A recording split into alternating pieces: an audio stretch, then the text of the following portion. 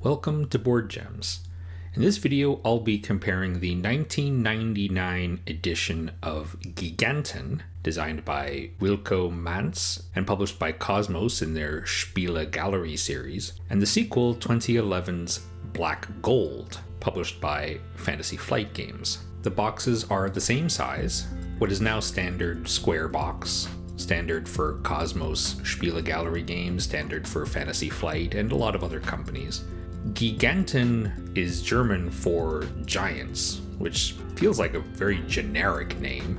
Black Gold is a little more evocative, a little reminiscent of that old classic Tintin book, even though this game takes place in Texas and not the Arabian Peninsula. Very similar backs of the boxes. You see a gameplay state and a few zoomed in shots of components, along with a single paragraph evoking the setting. Importantly, the original was 3 or 4 players, and the sequel 2 to 5. Fantasy Flight does say ages 13 plus, but again, that's signaling to the US government that this is not a toy for regulatory purposes and should not undergo extensive and expensive testing. Here's the board of Giganten. Got the companies on the left, the rail tracks on the bottom, and a static board in the middle. The layout is a little bit different in the Fantasy Flight edition because it's modular. You put the railway tracks with the companies because that's on the static board, and you have modular boards to create the playfield. And in fact, you use different boards for 2, 3, 4, or 5 players. The Fantasy Flight edition, it supports more players and it scales for the number of players. In a 3-player game, you will actually cover one of the companies, so you only use 2 companies instead of 3. And in a 5-player game, you'll add an extra auction for selling oil.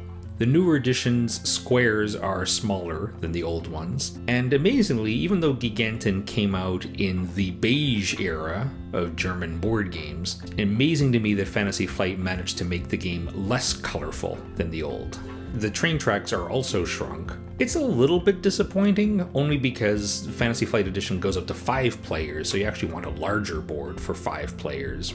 The smaller board is less ideal to have more players. Everybody's crowding around a smaller board, but I mean, it's not a tiny board. Here we're zoomed in on one of the companies, Hudson Oil Industries. There's 1 vat per player, so you see there's 5 in the Fantasy Flight Edition. The price per barrel is a track, and in the original there's a barrel token which is placed on the board. It's a cylinder, so it could fall and roll around, and it's a little sliding cardboard token in the new one. One slight disappointment in the Fantasy Flight Edition is that it doesn't show where the prices should start at the start of the game, whereas it's marked in the original. You just can't see the mark because I put a barrel on it. You can also see in this photo the black train, which is a sort of timer for the game, and a die, whereas you might expect in the older German edition is wooden, and in the newer American edition, plastic. These tokens go on the board as possible drilling sites. The bottom shows the backs and the top shows the fronts, which are the numbers. It's how much oil is in this location. The 1, 2, and 3 derricks are shown on the bottom,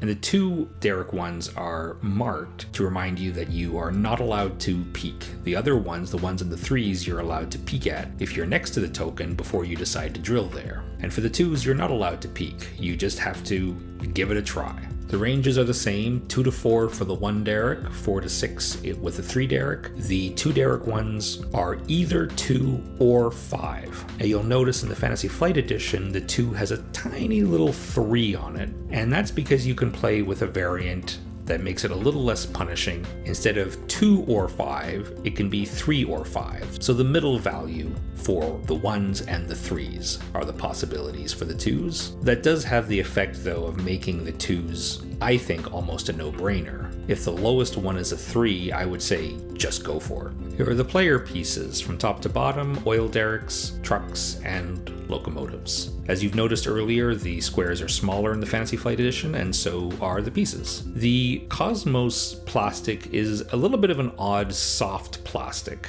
I know that's not going to show up in a photo, but it's hard to describe. It's kind of a slightly soft, slightly malleable plastic, harder plastic for Fantasy Flight. The oil derricks can have these black tokens placed next to them to show how much oil they have. In Giganten, they were plastic squares that you would stack underneath the derrick, and so you would lift up the derrick and remove one when you drilled. Because I mentioned earlier that the Kosmos plastic is a little bit soft and flexible, what happens is when you try to stack the squares on top of each other, they don't really settle when they stack. You push them down, but then they'll pop up again later. And so it's not very steady. I mean, I've never had it fall over, but it's just something to note. Fantasy Flight did a neat thing by having these sort of oil plumes that you stack on top of the derrick.